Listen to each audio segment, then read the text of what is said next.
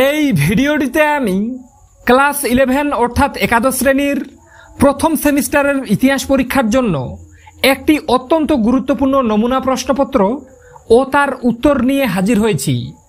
আজকের এই প্রশ্নপত্রটিতে বলা প্রত্যেকটি প্রশ্ন ক্লাস 11-এর প্রথম সেমিস্টারের ইতিহাস পরীক্ষার জন্য খুবই গুরুত্বপূর্ণ। আমি আশা রাখছি এই প্রশ্নপত্রটি থেকেই তুমি কিন্তু অনেক প্রশ্ন কমন পেয়ে যাবে, আর পরীক্ষায় তোমাদের কিন্তু এই ধরনের প্রশ্নই আসবে। তোমাদের প্রশ্নপত্র যদি এই ধরনের হতো তুমি কত পেতে সেটা অবশ্যই আমাকে কমেন্ট সেকশনে জানাতে ভুলবে না। এবং তোমরা যারা প্রথম সেমিস্টারের ইতিহাস পরীক্ষায় অনেক ভালো রেজাল্ট করতে চাও তারা অবশ্যই ভিডিওটি শেষ পর্যন্ত দেখো, এবং চ্যানেলে নতুন হয়ে থাকলে অবশ্যই চ্যানেলটি সাবস্ক্রাইব করে পাশে থাকা বেল আইকনটি প্রেস করে রাখো। তো চলো দেখে নেওয়া যাক গুরুত্বপূর্ণ প্রশ্নগুলি। কি বলা হয়েছে, সঠিক উত্তরটি নির্বাচন করো। অর্থাৎ তোমরা প্রত্যেকে জানো ইতিহাস বিষয়ের প্রথম সেমিস্টারের পরীক্ষায় তোমাদের 40টি এমসিকিউ প্রশ্ন দেওয়া থাকবে। প্রত্যেকটি প্রশ্নের মান 1 করে, টোটাল 40 নম্বর। আর এই 40টি এমসিকিউ করতে তোমাদের সময় দেওয়া থাকবে 1 ঘন্টা 30 মিনিট। তো দেখে নেব একের দাগের প্রশ্নটিতে কি বলা হয়েছে। দেখে নাও, পুরাতন প্রস্তর যুগে আদিম মানুষের ব্যবহৃত গুরুত্বপূর্ণ অস্ত্র হলো। তো এর উত্তর হয়ে যাবে কয়ের দাগের অপশনটি, অর্থাৎ হাত কুঠার। এরপরে দেখে নেব 2-এর দাগে কি আছে, দেখে নাও। মেসোপটেমিয়ার মন্দিরগুলিকে বলা হয়, প্রশ্নটি খুবই গুরুত্বপূর্ণ, উত্তর হয়ে যাবে গয়ের দাগের অপশনটি, অর্থাৎ জিগুরাত। এরপরে 3-এর দাগের প্রশ্ন, কোন সভ্যতার মানুষ প্রথম লিখন পদ্ধতি আবিষ্কার করেন? তো এর উত্তর হয়ে যাবে ঘয়ের দাগের অপশনটি, অর্থাৎ সুমেরীয় সভ্যতার মানুষ। এরপরে দেখে নেব 4-এর দাগে কি আছে, দেখে নাও। হায়ারোগ্লিফিক লিপি হলো, প্রশ্নটি খুবই গুরুত্বপূর্ণ, উত্তর হয়ে যাবে মিশরীয়দের চিত্রলিপি, অর্থাৎ খয়ের দাগের অপশনটি উত্তর। বারবার বলছি বন্ধুরা, প্রশ্নপত্রটিতে বলা প্রত্যেকটি প্রশ্ন তোমাদের প্রথম সেমিস্টারের ইতিহাস পরীক্ষার জন্য খুবই গুরুত্বপূর্ণ। তাই ভিডিওটি শেষ পর্যন্ত দেখো, এবং চ্যানেলে নতুন হয়ে থাকলে এই রকম আরও অন্যান্য সাবজেক্টের গুরুত্বপূর্ণ ভিডিওগুলি পেতে অবশ্যই চ্যানেলটি সাবস্ক্রাইব করে পাশে থাকা বেল আইকনটি প্রেস করে রাখো। কেননা তুমি যদি সারা বছরও কিছু না পড়ে থাকো আর পরীক্ষার একদিন কিংবা 2 দিন আগে আমাদের চ্যানেল থেকে দেওয়া ভিডিওগুলি ফলো করে প্রথম সেমিস্টারের পরীক্ষা দিতে যাও, তাহলে তোমাদের পরীক্ষার রেজাল্ট কিন্তু ভালো হতে বাধ্য। তাই বারবার বলছি, চ্যানেলে নতুন হয়ে থাকলে আর হাতে গোনা মাত্র 2 দিন পরে তোমরা যদি ভালো রেজাল্ট করতে চাও তারা অবশ্যই এই রিয়াজ টিউটোরিয়াল চ্যানেলটি সাবস্ক্রাইব করে পাশে থাকা বেল আইকনটি প্রেস করে রাখো, যাতে গুরুত্বপূর্ণ ভিডিওগুলি সবার আগে তোমার কাছে পৌঁছে যায়। এরপরে দেখে নেব 5-এর দাগে কি আছে, দেখে নাও। ভারতের সাতবাহন রাজারা যে 2টি ধাতুর মুদ্রা ব্যবহার করতেন? তো এর উত্তর হয়ে যাবে খয়ের দাগের অপশনটি, অর্থাৎ তামা ও সীসা ধাতুর। এরপরে 6-এর দাগে ভারতের পুরাণের সংখ্যা হলো। তো এর উত্তর হয়ে যাবে গয়ের দাগের অপশনটি, অর্থাৎ 18টি। এরপরে 7-এর দাগে মুদ্রা রাক্ষস গ্রন্থের রচয়িতা, উত্তর হয়ে যাবে মুদ্রা রাক্ষস গ্রন্থের রচয়িতা কয়ের দাগের অপশনটি উত্তর, অর্থাৎ বিশাখ দত্ত। এরপরে 8-এর দাগে ইন্ডিকায়ের রচয়িতা ছিলেন, খুবই গুরুত্বপূর্ণ প্রশ্ন, উত্তর হয়ে যাবে মেগাসথিনিস। বারবার বলছি প্রত্যেকটা প্রশ্ন গুরুত্বপূর্ণ। আমি আশা রাখছি এখান থেকে তোমরা অনেক প্রশ্ন কমন পেয়ে যাবে। তাই এই রকম আরও অন্যান্য সাবজেক্টের ভিডিওগুলি পেতে অবশ্যই চ্যানেলটি সাবস্ক্রাইব করে রাখো। বারবার বলছি, পরীক্ষার একদিন কিংবা 2 দিন আগে এই চ্যানেল থেকে যে যে ভিডিওগুলো দেওয়া হবে, তুমি যদি সারা বছরও কিছু না পড়ে একদিন কিংবা 2 দিন আমাদের চ্যানেল থেকে দেওয়া ভিডিওগুলি ফলো করে পরীক্ষা দিতে যাও, তোমার কিন্তু পরীক্ষার রেজাল্ট ভালো হতে বাধ্য। এরপরে 9-এর দাগে জিয়াউদ্দিন বরনিয়ের লেখা গ্রন্থ হলো, উত্তর হয়ে যাবে গয়ের দাগের অপশনটি, অর্থাৎ ফতোয়াই জাহানদারি। এরপরে 10-এর দাগে হিন্দুস্তানের তোতা পাখি বলা হয়?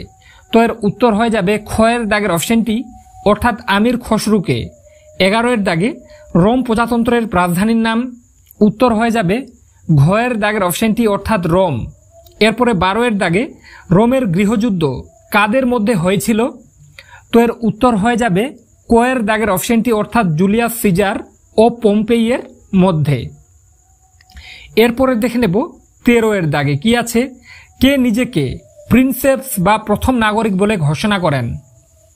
তো এর উত্তর হয়ে যাবে গয়ের দাগের অপশনটি, অর্থাৎ অগাস্টাস সিজার।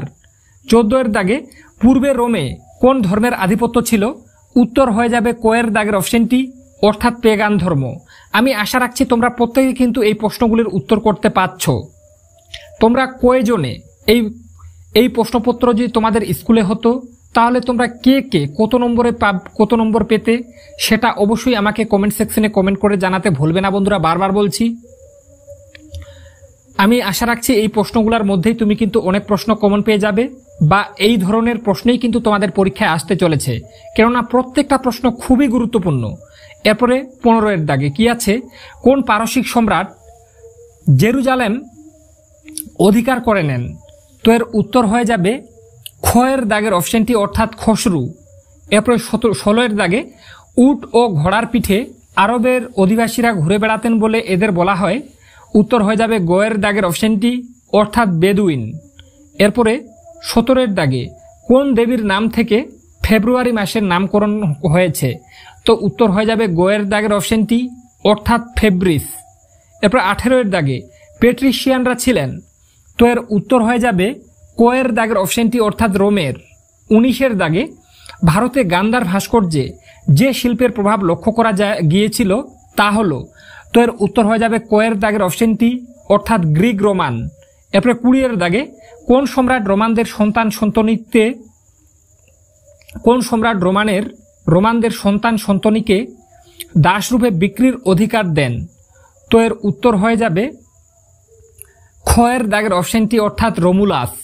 এরপরে দেখে নেব 21 দাগের প্রশ্নটি, কিন্তু তার আগে তোমাদের জানিয়ে রাখতে চাই আজকের এই প্রশ্নপত্রটিতে তোমাদের প্রশ্নপত্রে যেমন থাকবে 40টা এমসিকিউ প্রশ্ন, তো 40টা প্রশ্নই কিন্তু আমি আলোচনা করব। তোমরা কেউ ভেবো না যে এই 40টা এমসিকিউ পড়ে গিয়ে 40টাই কমন পাবে, এমন কিন্তু কেউ বলতে পারবে না যে 40টা প্রশ্ন পড়ে 40টাই কমন, কেননা প্রত্যেক স্কুলের প্রশ্নপত্র আলাদা হবে। তাই তোমরা যারা ইতিহাস বিষয়তে 40-এ 40 অ্যান্সার করতে চাও তাদের জন্য আমি কিন্তু অলরেডি এমসিকিউ প্রশ্ন নিয়ে 2টো ভিডিও বানিয়ে রেখেছি। তোমরা কিন্তু ডেসক্রিপশন বক্সে 2টো ভিডিওরই লিঙ্ক পেয়ে যাবে। প্রথম ভিডিওতে আমি 200টার মতো এমসিকিউ প্রশ্ন নিয়ে আলোচনা করেছি, এবং তারপরের একটা ভিডিওতে আমি 100টা এমসিকিউ নিয়ে আলোচনা করেছি। তো টোটাল ইতিহাস বিষয় থেকে তোমার যদি 300টি প্রশ্ন ভালোভাবে পড়া থাকে তোমার পরীক্ষার রেজাল্ট ভালো হতে বাধ্য বন্ধুরা। তাই বারবার বলছি, শুধুমাত্র 40টা প্রশ্ন দেখে যেও না। তোমরা যারা মনে করছো যে ইতিহাসে অনেক ভালো রেজাল্ট করবে তাদের উদ্দেশ্যে আমি কিন্তু 2টো এমসিকিউ প্রশ্নের ভিডিও বানিয়ে রেখেছি। প্রথম ভিডিওতে তোমরা 200টার মতো এমসিকিউ প্রশ্ন পাবে, এবং দ্বিতীয় ভিডিওতে তোমরা 100টা এমসিকিউ প্রশ্ন পাবে। তো ওই 300টা প্রশ্ন তোমার যদি ইতিহাস বিষয় থেকে পড়া থাকে তাহলে তোমার আর চিন্তার কোনো কারণ নেই।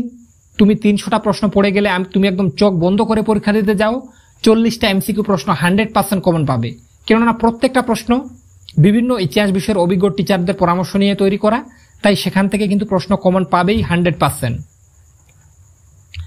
তাই ডেসক্রিপশন বক্স অথবা ফার্স্ট কমেন্টের লিঙ্কে তোমরা অবশ্যই ক্লিক করে ভিডিও দুটি দেখে নিও। আর চ্যানেলে নতুন হয়ে থাকলে অবশ্যই চ্যানেলটি সাবস্ক্রাইব করে রাখো। এরপরে দেখে নেব 21 দাগে কি আছে? পালিয়ে যাওয়া কৃতদাসদের বলা হতো। তো এর উত্তর হয়ে যাবে ঘয়ের দাগের অপশনটি, অর্থাৎ মেনুমিশীয়। 22 দাগে প্রথম দাস বিদ্রোহ হয়েছিল। তো এর উত্তর হয়ে যাবে কোয়ের দাগের অপশনটি, অর্থাৎ সিসিলিতে। 23 দাগে রোমান সাম্রাজ্যের প্রথম কৃতদাস বিদ্রোহ কার নেতৃত্বে হয়েছিল? উত্তর হয়ে যাবে কোয়ের দাগের অপশনটি, অর্থাৎ ইউনাসের নেতৃত্বে। 24 মুক্তিপ্রাপ্ত কৃতদাসকে বলা হয়। উত্তর হয়ে যাবে ঘয়ের দাগের অপশনটি, অর্থাৎ লিবার্টাস। 25 স্পার্টার কৃতদাসদের বলা হতো। উত্তর হয়ে যাবে কোয়ের দাগের অপশনটি, অর্থাৎ হেলোড। 26 প্লেটোর মতে আদর্শ পলিসের জনসংখ্যা হবে। উত্তর হয়ে যাবে ক্ষয়ের দাগের অপশনটি, অর্থাৎ 5000। এরপরে 27 দাগে এথেন্সের শাসন কাঠামো ছিল। তো এর উত্তর হয়ে যাবে ঘয়ের দাগের অপশনটি, অর্থাৎ গণতান্ত্রিক। এরপরে 28 দাগে জনপদ কি? উত্তর হয়ে যাবে গয়ের দাগের অপশনটি, অর্থাৎ জনবসতিপূর্ণ কৃষি প্রধান অঞ্চল। বারবার বলছি, প্রত্যেকটা প্রশ্ন গুরুত্বপূর্ণ, এখান থেকে তোমরা কিন্তু অনেক প্রশ্ন কমন পেতে চলেছ। তাই তোমরা যারা পরীক্ষার একদিন কিংবা 2 দিন আগে এইরকম আরো অন্যান্য সাবজেক্টেরও ভিডিওগুলি চাও তারা অবশ্যই চ্যানেলটি সাবস্ক্রাইব করে রাখো। আর বারবার বলছি, 40টি এমসিকিউ প্রশ্ন পড়ে কিন্তু কমন পাওয়া সম্ভব নয় 40টাই। তার জন্য বলছি, আমি ডেসক্রিপশন বক্সে ইতিহাস বিষয়ের 2টো ভিডিও লিঙ্ক দিয়ে রেখেছি, সেই দুটো ভিডিও মিলিয়ে 300টা এমসিকিউ প্রশ্ন পড়ে যাও। তুমি যদি চেষ্টা করো দুদিনেই কিন্তু পড়ে ফেলতে পারবে। তো ডেসক্রিপশন বক্সে অথবা ফার্স্ট কমেন্টের লিঙ্কে তোমরা কিন্তু দুটো ভিডিওর লিঙ্ক পেয়ে যাবে। প্রথম ভিডিওতে 200টা এমসিকিউ প্রশ্ন আছে, দ্বিতীয় ভিডিওতে 100টা এমসিকিউ প্রশ্ন আছে। দুটো ভিডিওর প্রশ্নগুলি পড়ে যাও, আর তোমার আর কোনো টেনশন থাকবে না। 300টি এমসিকিউ পড়ে যাও। আমি বারবার বলছি 40টি এমসিকিউ প্রশ্ন 100% কমন পাবে। সারা ইউটিউবে বন্ধুরা তোমাদেরকে এতটা ডিটেলসে কেউ বলবে না, তাই চ্যানেলে নতুন হয়ে থাকলে অবশ্যই চ্যানেলটি সাবস্ক্রাইব করে রাখো। এরপরে 29-এর দাগে পাটলিপুত্র রাজধানী ছিল, উত্তর হয়ে যাবে পাটলিপুত্র রাজধানী ছিল ঘয়ের দাগের অপশনটি অর্থাৎ মগধের। 30-এর দাগে ষোড়শ মহাজনপদের দক্ষিণ ভারতের মহাজনপদ কি ছিল, উত্তর হয়ে যাবে গয়ের দাগের অপশনটি অর্থাৎ অশোক। 31-এর দাগে মৌর্য সাম্রাজ্যের প্রতিষ্ঠাতা ছিলেন, উত্তর হয়ে যাবে খয়ের দাগের অপশনটি অর্থাৎ চন্দ্রগুপ্ত মৌর্য। 32-এর দাগে ভারতের প্রথম ঐতিহাসিক রাজা কে, উত্তর হয়ে যাবে খয়ের দাগের অপশনটি অর্থাৎ চন্দ্রগুপ্ত মৌর্য। 33-এর দাগে অশোক সিংহলে ধর্মপ্রচারে পাঠিয়েছিলেন, উত্তর হয়ে যাবে কয়ের দাগের অপশনটি অর্থাৎ মহেন্দ্র ও সংঘমিত্রাকে।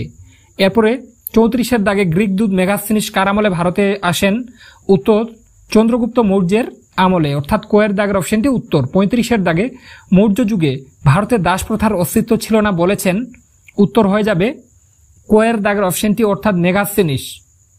36-এর দাগে গঙ্গাই কণ্ডচল উপাধি ধারণ করেন, উত্তর হয়ে যাবে গঙ্গাই কণ্ডচল উপাধি ধারণ করেন গোয়ের দাগের অপশনটি রাজেন্দ্র চল।